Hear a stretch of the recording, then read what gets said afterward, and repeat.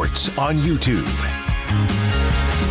We have broken down the Big 12 where it is. Also, the chat room continues. If you have a question about Iowa State, and some of you do, Travis Hines, Ames Tribune, joins us on Sikkim 365 Radio, 365 Sports.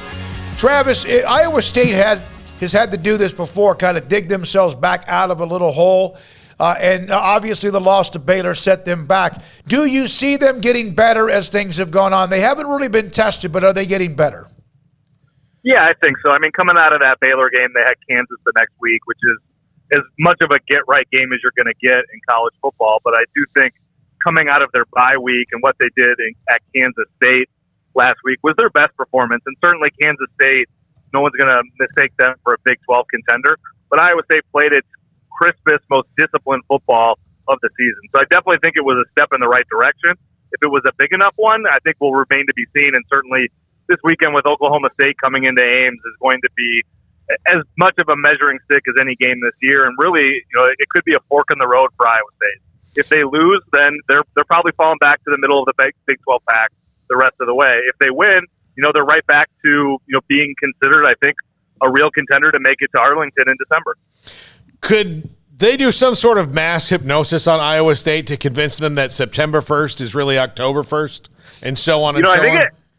I think at this point they got to be open to anything because it's really kind of amazing how they have such slow starts year in and year out. And certainly some of it is the schedule where you're playing Iowa in every September. And then Baylor this year, I think, is proven to be much better than people thought. But they certainly do not play their best football in September and then really ramp up in the month of October. And I think we've seen, Matt Campbell make personnel decisions in the month of October that are really impactful, whether it's going to Brock Purdy as a true freshman in 2018 or handing off the backfield duties to true freshmen in David Montgomery and Breece Hall in October that make a big difference. So I don't know if they need to be bolder in their personnel decisions, if they need to put a bigger sense of urgency on that first month of the season, because whatever is going on there, like you mentioned, they're having to dig out of a hole. And when you're just trying to get along or get to a bowl game or maybe make the Camping World Bowl, that's doable. But if you're trying to win the Big 12, if you're trying to go to the college football playoff, which were the aspirations for this Iowa State team before the season started, every one of your 12 games is hugely important. And a loss in September is just as damaging as one in October or November.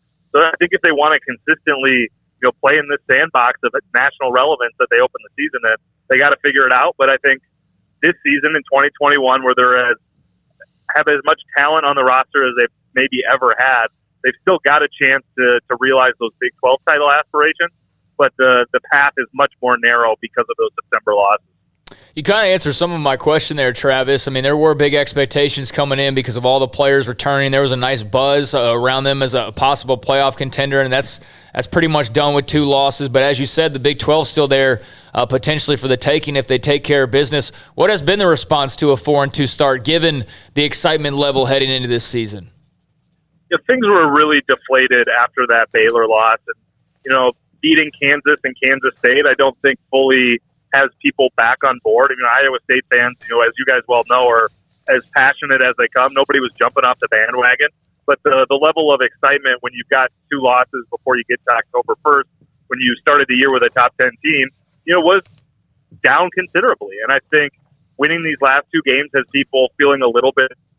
I don't think it'll be completely electric around this football team unless they win this Saturday. If they do that, I think they're probably, it's going to be back to a fever pitch, because then you're looking at, a winless Big 12 team in West Virginia to close out the month of October. And then it's clutch time in November. And you've got Texas, you've got Oklahoma in the month of November that you can really do some damage and get back to where you hoped you'd been at the start of the season. But it's going to take a win on Saturday to really ramp things back up for a fan base that is wounded right now because there was so much hope coming into the season. How much can they take? Obviously, the last coach to have a 500 record prior to Matt Campbell was back in the 70s with Earl Bruce. I think there was an interim coach in Chuck Banker.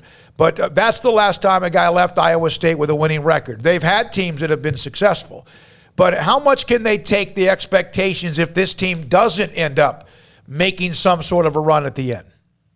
I think it'll be hugely disappointing just because there's been, 120, 130 years of Iowa State football. And this is probably the first time in all of that time that you had realistic expectations of a national relevance, realistic expectations of winning a conference title, which they have not done since 1912.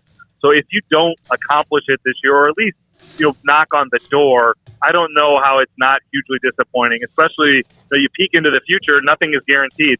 This roster is likely to completely flip over. They've been recruiting really well, but it's still going to take a while to even hope to get back to this level. And then there's always kind of the specter of what is Matt Campbell going to do. He's a guy that's going to get a lot of interest from blue blood programs, whether it's this offseason or the coming ones. And we've already know the NFL has come knocking on his door on a number of times. And how many times are you going to be able to turn down huge contract raises, where we heard Detroit was offering upwards of $8 million a year for him to join the Lions, and then you add in the uncertainty of the Big 12 with realignment. I think the Big 12 did a good job in steadying the ship here with the addition of the 4 teams, but certainly it does not have the level of stability or prestige that it had before July of this year. So I think there has to be some level of urgency to make this season as successful as possible, because Iowa State fans know how difficult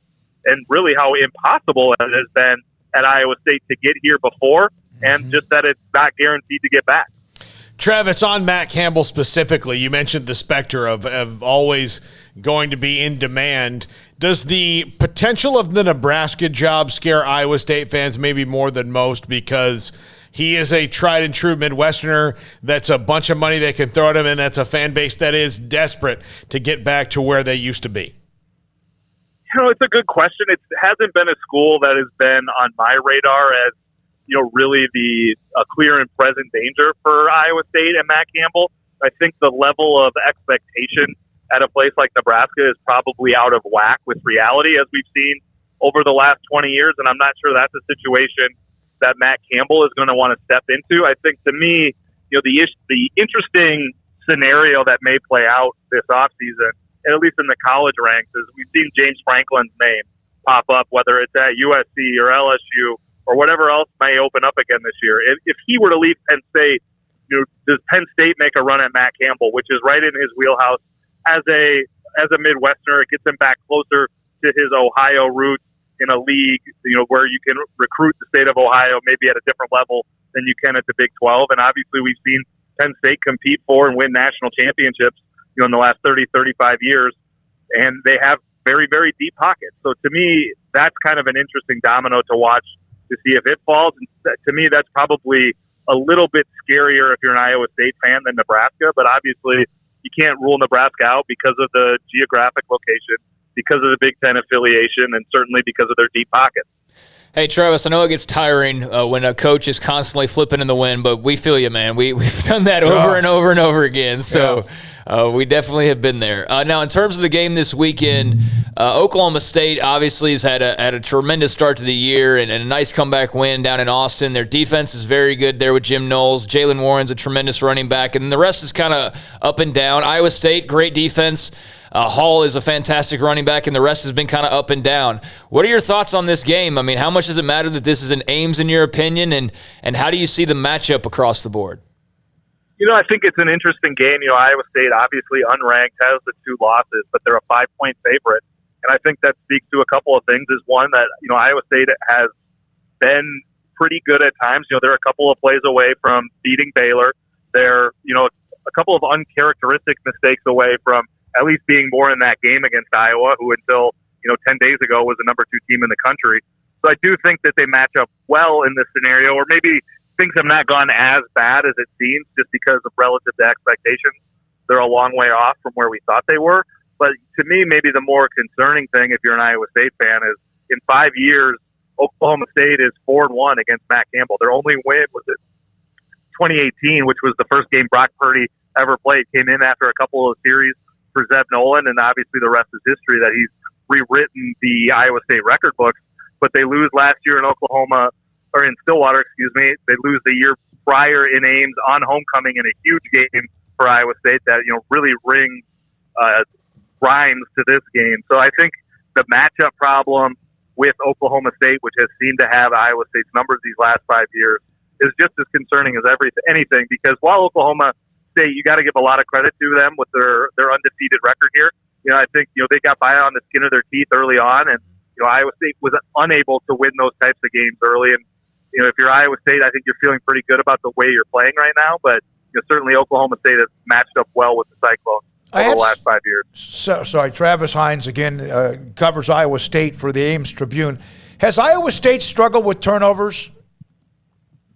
It's been kind of hit or miss. They obviously had the 3 interceptions and a fumble against Iowa, but beyond that, it hasn't been a huge issue.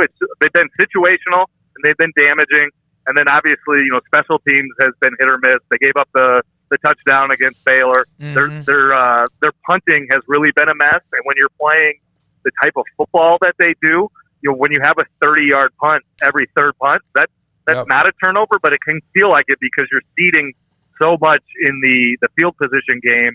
And when you're built to have long drives on offense and to bend but don't break on defense, if you're losing field position like they are in the punting game, that's really detrimental to what they're trying to accomplish. Travis, thank you. Appreciate you jumping in with us. The Des Moines Register. Wait, do I get the wrong one? It's both. Oh, okay. That's right. You're tied together. Yeah. Sorry about that. Des Moines Register, no and then also the Ames Tribune for Iowa State as well. Travis, thank you very much. Appreciate that. Yeah, thanks for having me on. They play Oklahoma State this weekend. Ought to be a lot of fun. We'll have Mac Rhodes, not this next segment, but the one after that as well. Yeah, if Oklahoma State goes and beats Iowa State, I mean, everybody better be on alert because that will be quite the start to the season for them. And like I've said over and over with Oklahoma State, it hasn't always been pretty, but it's been win after win after win. They find a way. They found a way last weekend against Texas. They dominated Baylor. They're a good football team. They really are. And if there was not so much of a question mark at times at quarterback, I think, then, they'd probably no-brainer would be, right in the thick of things. But there are a couple of questions about them that you go, okay, not quite sold. But if they beat Iowa State and Ames this weekend, I mean, I'm all the way sold on them, probably running the table up until Bedlam, most likely. All right, when we come back, the 4 o'clock